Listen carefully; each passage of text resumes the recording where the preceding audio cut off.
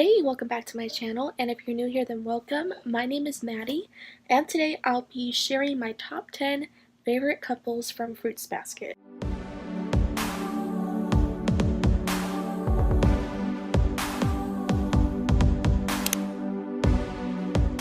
Before we get into anything else, I just want to warn you that if you have not read Fruits Basket or seen the anime, specifically if you haven't read the manga, I'd recommend you not to watch this video since we are talking about couples. So we're talking about which characters in this series end up with who, and that can lead to some spoilers. So I'd recommend not to watch this if you haven't at least read the manga yet. But if you have, then stick around because I am really excited to talk about my favorite couples from this series. I will be not sharing my favorite ships. These are all couples who are canon, so they all officially ended up together. And quite honestly, I shipped pretty much all of these characters together, so I'm thrilled that by the end of the series they ended up together. One of my favorite things about Fruits Basket is its romances. The romance in this series is incredible. The connections these characters have with each other are amazing and so relatable and give me all of the feels, so I'm so excited to fangirl over them. So I'll be sharing these in order from my least favorite to my most favorite couple in this series and in this anime. So let's just get started. At number 10 is Ayami and Monet. I put these two lower on the list just because we don't get a lot of them. We really don't get any of the relationship in the anime, but in the manga you get a little bit more of them. That's my only complaint. I wish we had seen more of them together, but from what we did get, I really loved their dynamic. They are both pretty much the same sort of people. They're certainly into fashion. Since Monet is Ayami's worker, she is his street seamstress, so she's the one who makes the dresses in his shop. And what I like is how much Monet really understands Ayami and the struggles that he is going through when it comes to his relationship with his brother. She is always there to help him feel better, and I really love that. I love relationships where two people are very supportive of each other, and I think that's what the majority of their relationship is all about. So I really love them. I just wish we could have gotten more of them. That would have been amazing. At number 9 is another relationship that hardly gets any page time at all. In fact, I think they're only mentioned on like 1 or 2 pages, and that is Kazuma and Hana. This is an underrated couple that I just love. You don't find out that there's something going on between them until the end of the series, like the very last chapter, but when I found that out, I'm like, ooh, I like what's going on here. For one, I love age gap romances, so that might be a reason why, because Kazuma is a lot older than Hana. In fact, it's a little creepy because Hana is still a teenager, but of course the age of consent in Japan is different from America. So I mean, I can let that slide, but it's still a little creepy, but I still love them. I wish we had gotten more of them, so it's such a shame that we didn't. But I've always been curious how the relationship ended up because that pairing is just really interesting. At number 8 is Hitori and Mayuko. I wanted to mention Hitori and Kana on this list, but since they're not really canon, I couldn't, but that's an honorable mention. I really like them together too. From the little that we got of their backstory, it was like so heartbreaking that I really felt for them. But specifically talking about Hitori and Mayuko, which is Kyo, Toru, and Yuki's teacher, that relationship is really hilarious and so heartwarming at the same time. What I specifically love is the fact that Hitori was able to find someone after what happened between him and Kana and how that left him so heartbroken. He was eventually able to move on and be happy, and I love that because I love Hitori so much, so I'm so glad he found someone. And we really get a lot of page time in the manga of them, which I like. We really get to know the relationship and how it developed and how it was kind of a rocky start, but at the end they just grew closer and closer, so I love that. Next is Kirino and Orisa. I loved their origin story of how they met. They met while Uo was working, and she instantly took a liking to him, but they got off on a really bad start. In fact, I don't remember exactly what happened between them, where Uo was kind of like hostile towards him. I'm currently reading the manga right now, so I'm sure I'll remember it sometime. But I just remember that their meeting was really cute, and throughout this series we get to see a little bit of their romance develop. And then at the end of the series, when we see them together and they've like moved in together, oh my gosh, that gave me so many feels. I was mostly happy for Kirino because he was in a really tough situation with Aikido. He wanted to be with Orisa so badly, but Aikido was keeping him tied to her, to where she wouldn't let Kirino leave her, because Kirino was one of the last people who was willing to stay by her side and be with her on kind of a romantic level. And so throughout this series, Kirino is trying to fight his feelings for Orisa because of that, but then he just can't help it and they like end up together. So I was really glad that he was able to persevere and fight for Orisa, because that is true love right there. So I admire him for that. Next is Yuki and Machi. I love this relationship. I've mentioned before, I'm not a huge fan of Yuki, but I liked him most when his relationship with Machi started to develop. This is a situation where the popular guy falls for the girl who isn't into him, is like one of the only girls who is not into him at all, which is a very popular trope in both anime and books in general. However, I still love this relationship. I loved how Machi was able to make Yuki feel a lot better about himself, because he had a lot of self-confidence issues throughout this series, and Machi really brought out that confident side in him. And along with Kyo and Tori, this is the most slow burn romance in this series. It really built up until the very end of this series, where they finally like confess their feelings for each other. So I like that gradual build, and I liked seeing them slowly like fall for each other, because I am a huge fan of slow burn romances. I love seeing romances develop and two people get closer and closer, and that was what the relationship was all about. So I appreciated that so much. And this is one relationship where two characters don't realize how much they need each other until they're at their most desperate moment, where they realize that they can't be without each other. And that's like totally the direction that their romance went in, and I love that. It was just so romantic. And even though, like I said, not a huge fan of Yuki, I'm glad he did find someone, because that boy was really damaged, and I'm just glad he's a lot happier now. Next is the cutest relationship in the series, and that is Kisa and Hiro. I love him so much. Their romance is so innocent and cute. I love how Hiro has a hard time expressing his feelings, particularly in the beginning.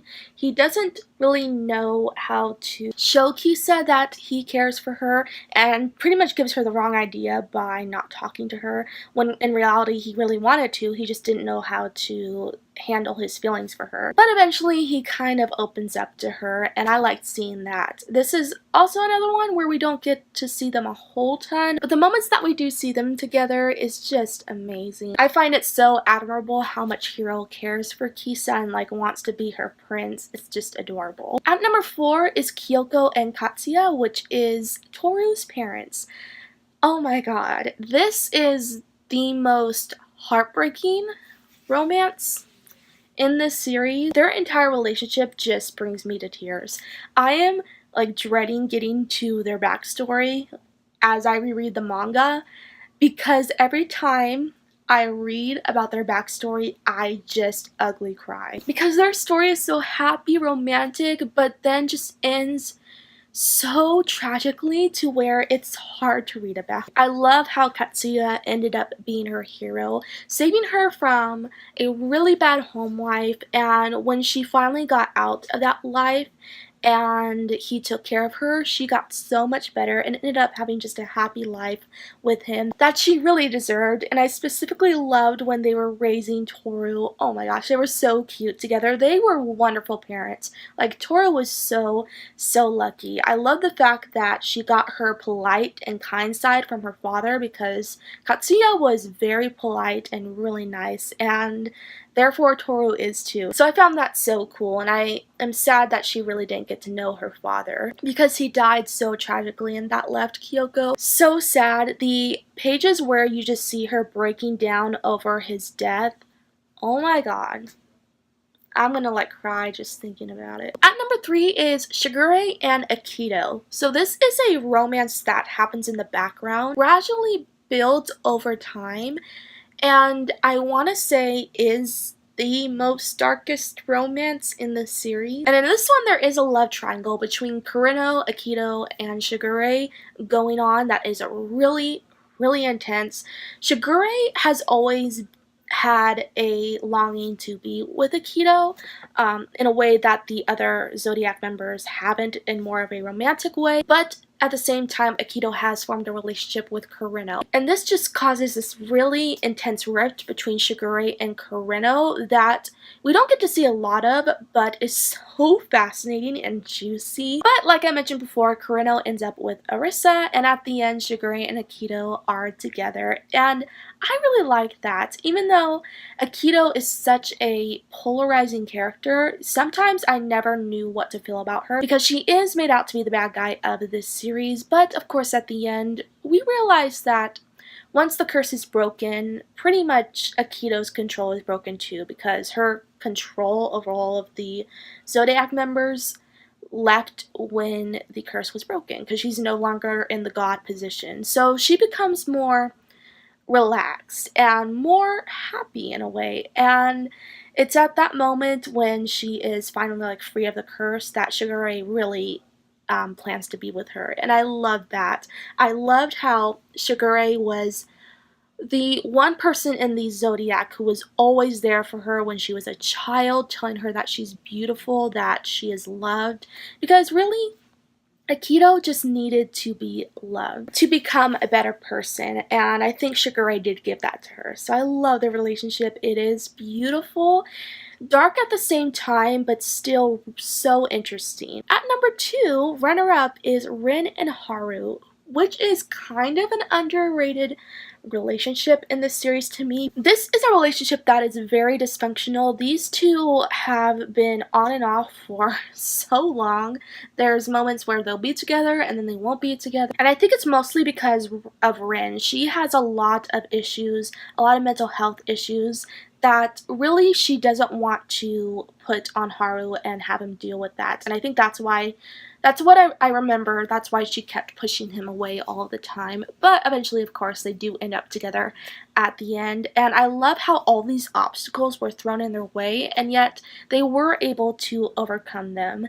And I adore how Haru always stood up for Rin when no one else would, because Rin had been through so much in her childhood. So much with her and Aikido went down to where Aikido abused her so badly and left her so injured. And yet Haru was there to help her feel better and tell her that everything was going to be okay. And then the fact that they end up together at the end, oh my gosh, I love that. I love how flawed the relationship is. It's so realistic. And I love realistic portrayals of relationships like that, because unfortunately dysfunctional relationships do happen. And finally, at number 1, is, I don't think as much of a surprise, because I've mentioned how much I love this character, my favorite character of this series. So therefore I love his romance, and that is Kyo and Tori. They are the main romance we follow in this series. So it's kind of a given that I'm gonna love the main romance that we follow.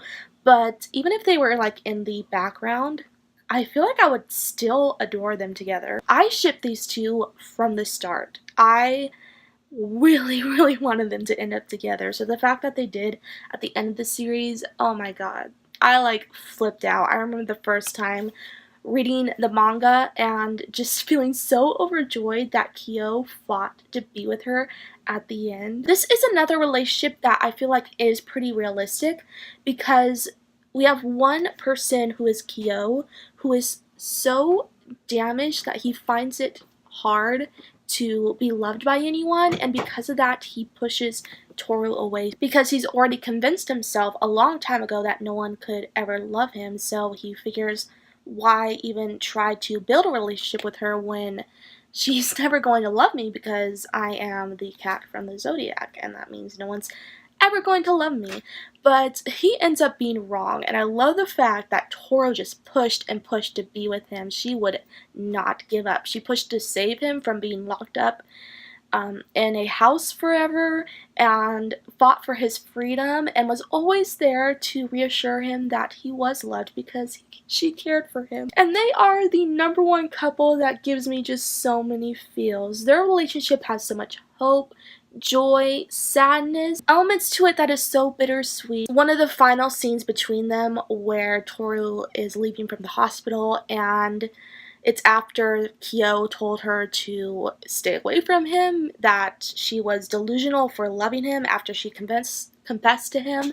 He went after her because he realized he was wrong, and then he caught up to her and then told her that he loved her, and then he kissed her. Oh my gosh, I remember that scene so well because it left me crying my eyes out because I'm like, oh my god, these two are so adorable, and their romance is just so well developed. I loved seeing it develop throughout this series. Starting from a kind of rocky relationship at first to friends, to really good friends, and then to something a lot deeper. Their romance is so slow burn, and I loved seeing it develop so beautifully. So that is my top 10 favorite Fruits Basket couples. Let me know in the comments, who is your favorite couple in this series? I would really love to know because there's a lot of couples in this series, so there's a lot to choose from. So I'm curious to which pairing is your favorite. If you like this video, be sure to like, comment, and subscribe down below for more bookish related videos.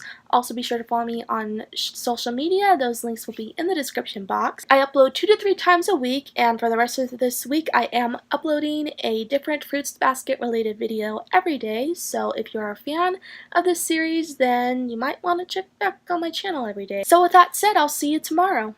Bye!